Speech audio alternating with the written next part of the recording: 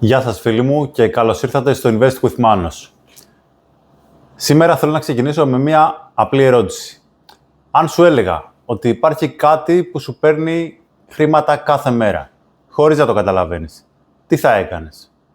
Οι περισσότεροι θα έλεγαν ότι θα προσπαθήσουν να το σταματήσουν. Και όμως, αυτό συμβαίνει ήδη. Όχι επειδή κάποιος σου κλέβει τα χρήματα από το λογαριασμό σου, αλλά επειδή κάθε χρόνο τα ίδια χρήματα αγοράζουν όλο και λιγότερα πράγματα. Πριν από μερικά χρόνια πίστευα ότι όσα περισσότερα χρήματα έχω στην τράπεζα, τόσο πιο ασφαλής είμαι. Μετά κατάλαβα κάτι που μου άλλαξε εντελώς τον τρόπο που βλέπω τα χρήματα. Ακόμα και αν δεν ξοδέψεις ούτε €1, κάθε χρόνο γίνεσαι λίγο φτωχότερος. Όχι επειδή έκανες κάτι λάθος, όχι επειδή επένδυσες άσχημα, αλλά επειδή έτσι λειτουργεί το σύγχρονο οικονομικό σύστημα. Και το πιο περίεργο δεν είναι κάποιο λάθος του συστήματος, είναι ο τρόπος με τον οποίο έχει σχεδιαστεί το σύστημα να λειτουργεί. Σήμερα λοιπόν θα καταλάβουμε τι είναι ο πληθωρισμός. Γιατί όλες σχεδόν οι χώρες θέλουν να υπάρχει. Γιατί ο στόχος είναι περίπου 2%. Και κυρίως τι σημαίνει αυτό για τις δικές σου και τις δικές μου οικονομίες. Γιατί από τη στιγμή που το κατάλαβα, σταμάτησα να βλέπω και τα χρήματα με τον ίδιο τρόπο. Τι είναι ο πληθωρισμός τώρα? Ας ξεκινήσουμε από τα βασικά. Φαντάσου ότι σήμερα έχεις €100. Πας στο σούπερ μάρκετ και γεμίζεις ένα καρότσι. Έρχεται ο επόμενος χρόνος, έχεις ακόμα τα ίδια €100 στην τσέπη, δεν έχεις χάσει ούτε €1. Πας ξανά στο ίδιο σούπερ μάρκετ και ξαφνικά το καρότσι δεν γεμίζει. Παίρνεις λιγότερα προϊόντα. Το χαρτονόμισμα είναι ακριβώς το ίδιο όμως. Αυτό που άλλαξε είναι η αξία του. Αυτό ακριβώς είναι ο πληθωρισμός. Είναι η συνεχής αύξηση των τιμών που μειώνει την αγοραστική δύναμη του χρήματός μας. Και το πρόβλημα είναι ότι πολλές φορές δεν το καταλαβαίνουμε, γιατί δεν βλέπουμε τον πληθωρισμό σαν ένα μεγάλο λογαριασμό που έρχεται μία φορά, αλλά τον ζούμε λίγο-λίγο, μέρα-μέρα.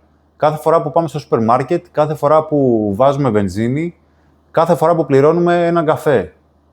Ένα καφέ τώρα, σκέψου τον καφέ. Θυμάσαι πόσο κόστιζε πριν από μερικά χρόνια? Σε πολλές περιοχές της Ελλάδας πλήρωνες περίπου €2.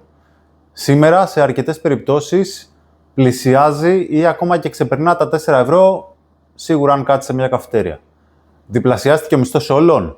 Όχι βέβαια. Απλώς τα χρήματα αγοράζουν λιγότερα. Και αυτό είναι το πιο ύπουλο χαρακτηριστικό του πληθωρισμού.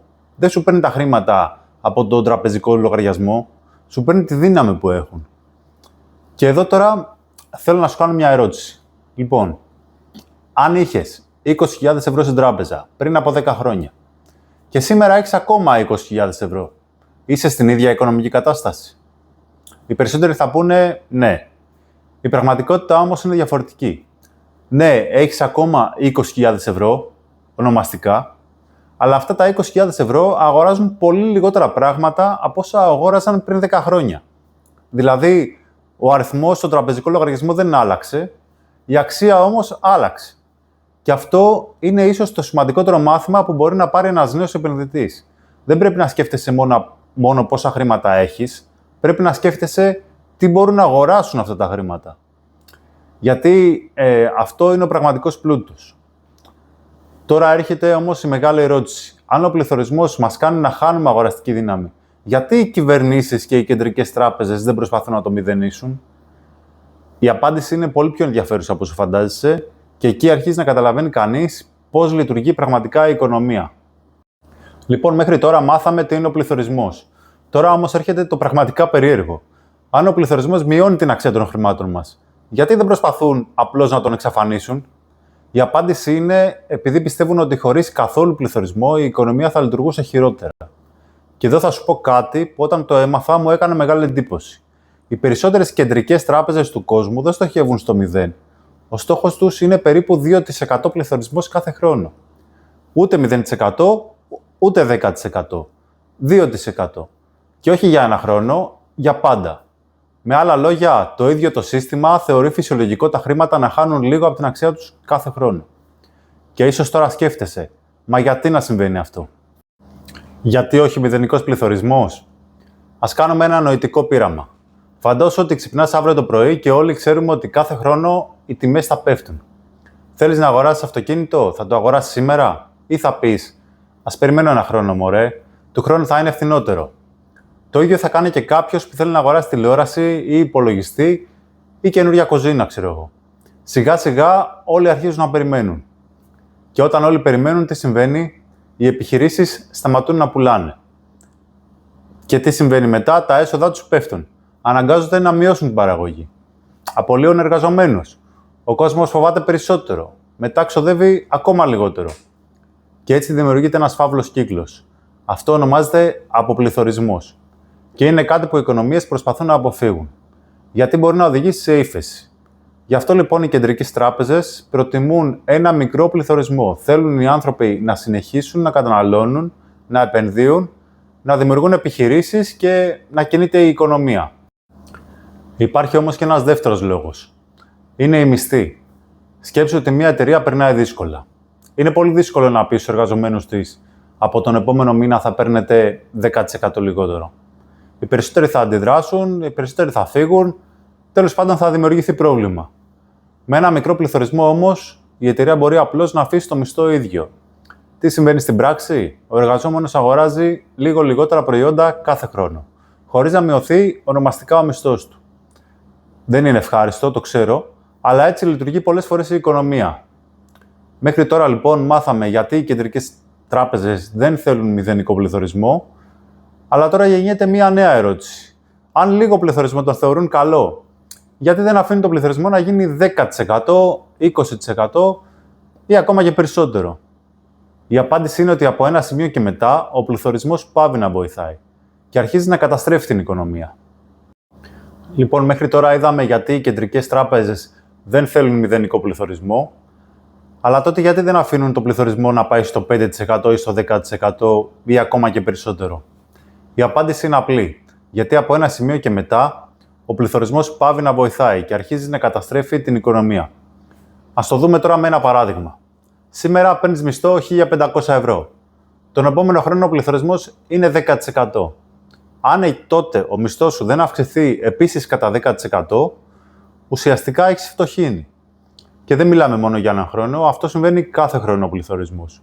Ο κόσμος θα αρχίσει να αγχώνεται, θα τρέχει να αγοράσει προϊόντα πριν ακριβήνουν κι άλλο, οι επιχειρήσεις θα αλλάζουν συνεχώς τις τιμές, οι εργαζόμενοι θα ζητούν κάθε χρόνο μεγάλες αυξήσεις, οι επιχειρήσεις θα ανεβάζουν ξανά και ξανά τις τιμές και έτσι θα δημιουργηθεί ένας νέος φαύλος κύκλος. Ας δούμε ένα παράδειγμα από τον πραγματικό κόσμο. Δεν χρειάζεται να κοιτάξουμε πολύ μακριά. Τα τελευταία χρόνια είδαμε χώρες όπως η Τουρκία και η Αργεντινή να έχουν πολύ υψηλό πληθωρισμό.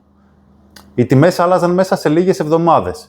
Ο κόσμος έτρεχε να ξοδέψει το μισθό του όσο πιο γρήγορα γινόταν, γιατί ήξερε ότι σε ένα μήνα τα ίδια χρήματα θα άξιζαν λιγότερο.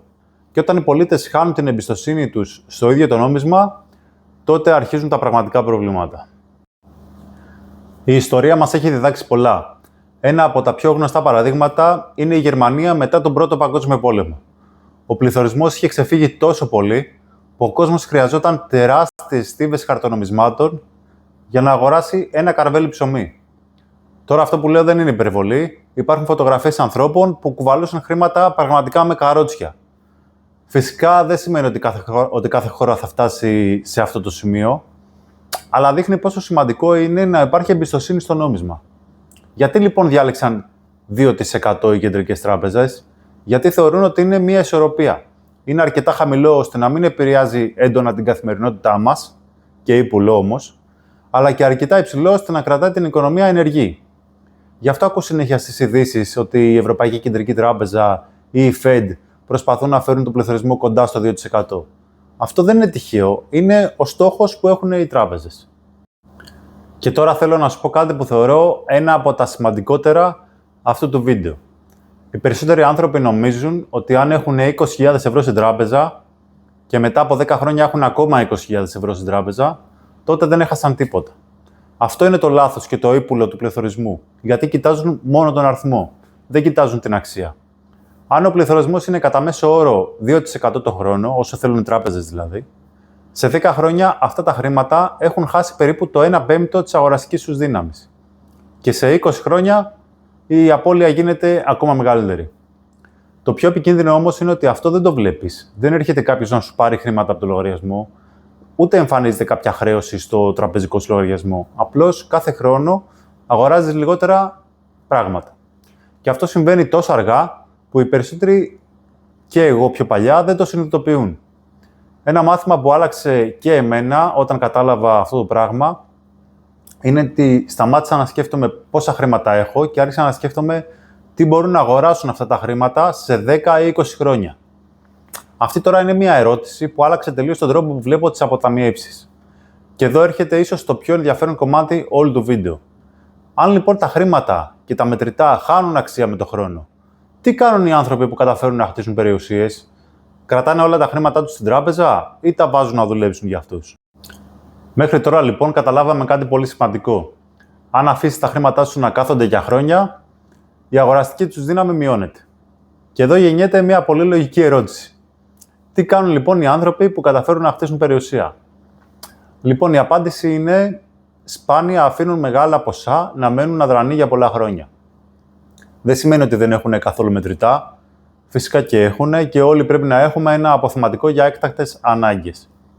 Αλλά τα χρήματα που προορίζονται για το μέλλον προσπαθούν να τα βάλουν να δουλέψουν.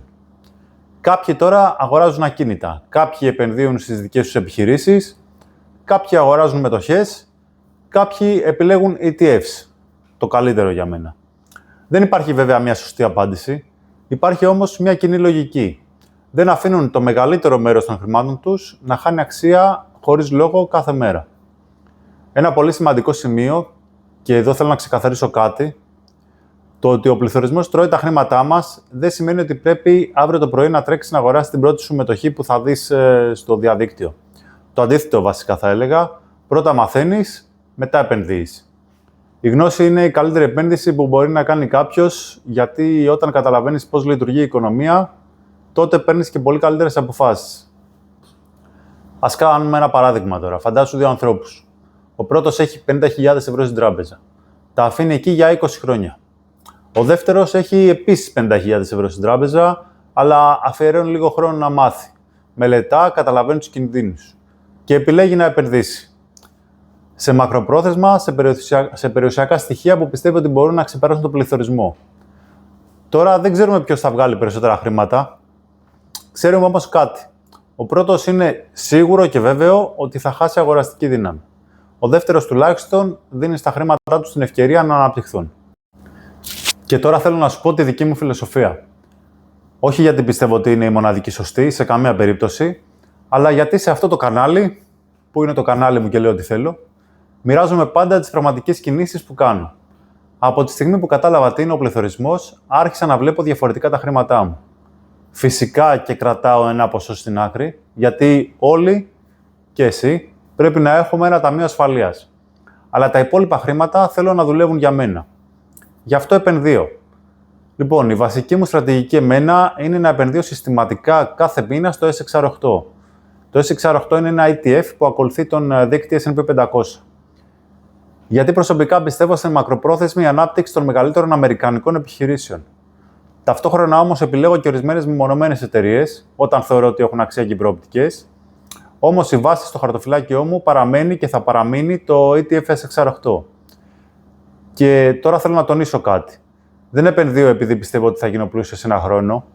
Επενδύω γιατί πιστεύω ότι σε βάθος δεκαετιών είναι καλύτερο τα χρήματά μου να συμμετέχουν στην ανάπτυξη της οικονομίας του κόσμου, παρά να μένουν ακίνητα, ενώ ο πληθωρισμός μειώνει σιγά σιγά την αξία τους. Και αυτό είναι σίγουρο. Μία σκέψη που με βοήθησε πολύ ήταν ότι κάποια στιγμή άλλαξα μία μόνο πρόταση στο μυαλό μου.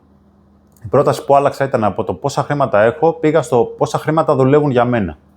Αυτή η αλλαγή στον τρόπο σκέψης άλλαξε και τον τρόπο που διαχειρίζομαι τα οικονομικά μου. Και τώρα θέλω να κλείσουμε με το σημαντικότερο μήνυμα αυτού του βίντεο. Γιατί τελικά ο μεγαλύτερος εχθρός των χρημάτων μας ίσως δεν είναι αυτός που νομίζουμε. Στο τελευταίο μέρος θα σου πω ποιο είναι το μεγαλύτερο μάθημα που πήρα εγώ από τον πληθωρισμό και τι θα ήθελα να είχα μάθει 10 χρόνια νωρίτερα.